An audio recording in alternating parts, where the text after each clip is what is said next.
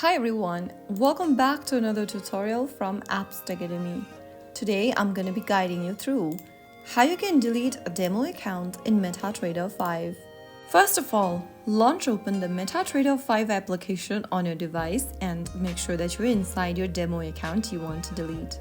From the home page or the Codes tab, go ahead and tap on Settings at the bottom right corner. Now, tap on your name at the top of the screen and then go ahead and look for the demo account you want to delete and simply drag it towards the left. Now you will see a delete button in it. Tap on it and you'll then be able to delete the selected account. The demo account now should no longer appear in your account list. You can now create a new demo account or log into a different account of your preference. That's how you successfully delete your MetaTrader 5 demo account.